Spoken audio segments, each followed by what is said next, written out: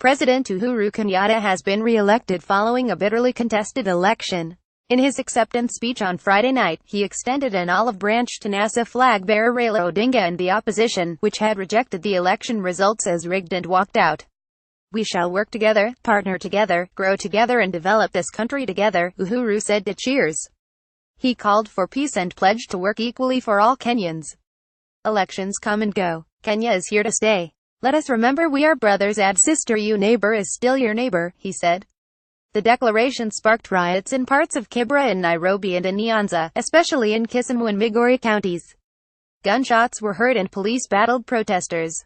Kenyatta, in office since 2013, took 54.3% of the vote. Raila took 44.7%. He was declared winner of Tuesday's presidential election, garnering 8,203,290 votes. Raila's 6,762,224. NASA disputed the results, calling the process a charade but ruled out going to court. After the official IEBC announcement, Kenyatta said observers had ensured a free, fair and credible election. But the opposition rejected the results even before they were declared, calling the process a charade. International observers have endorsed the election. Earlier, Odinga's supporters said he had won, and published their own figures.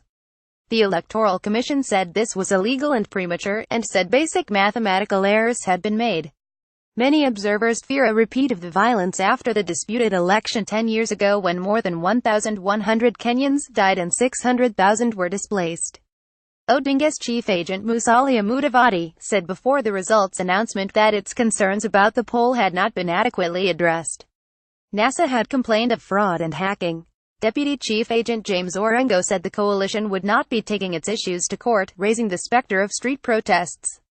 He hit out at international observers, including former South African President Thabo Mbeki and former U.S. Secretary of State John Kerry, casting doubt on their impartiality. "Nobody should think this is the end of the matter," he said.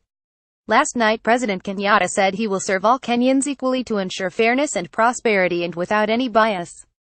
"It is their right to be served by their government," he said. "We cannot fight over an election. There is no reason to fight. The country remains united and works together and we must shun division." According to results announced by IEBC Chairman Wafula Chebukati, Uhuru scored at least 25% of the total votes in a record 35 counties, having fulfilled the requirement by law, and having garnered 8,203,290 votes, representing 54.2% of the votes cast and 25% in 35 counties. "I wish to declare Uhuru Kenyatta President-elect," Chebukati said, sending the Bomas auditorium into frenzy.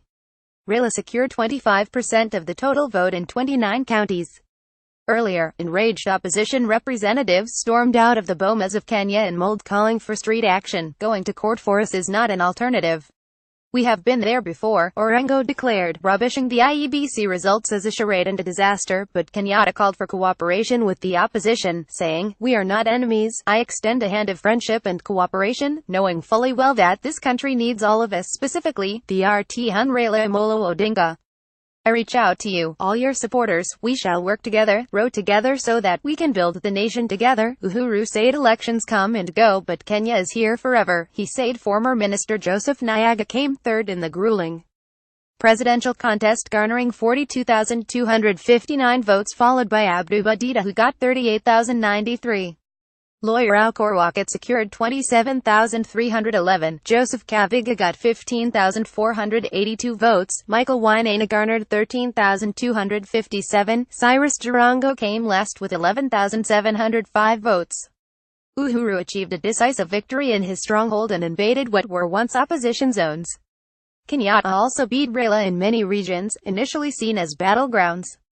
For example, Uhuru won in Nyamira, Kajiado, Narok and performed exceptionally well in Bungoma and Kisii counties. While Raila maintained lead in western Kenya, Coast and Nyanza, Uhuru secured a substantial chunk of the vote, dimming Raila's chances. Uhuru's Jubilee Party has firm control of the parliament with a supermajority in both houses. None of the other 6 candidates managed to secure 25% in any of the 47 counties. But NASA principal Musalia Mudavadi of NC and Orengo stormed out of an earlier meeting with IEBC chiefs. "Going to court for us is not an alternative. We have been there before," Orengo declared, rekindling memories of the 2013 petition, which Raila lost. In a clear demonstration the opposition could call for mass action, Orengo said they have great hope with the Kenyan people. He called the IEBC an arm of government. No force on earth can go against the might of the people united for a cause. So nobody should think this is the end of the matter. Nobody should make us feel guilty, Orengo said. Mudavadi said the IEBC had failed to respond to their numerous issues. He promised to address supporter on the way forward and castigated IEBC for engaging in what he termed a public relations exercise. NASA claimed IEBC had assured them that all their concerns, including alleged discrepancies in presidential results, would be addressed before the big announcement. At a press conference earlier, NASA demanded IEBC make public the information in its computer servers and promised to accept its verdict.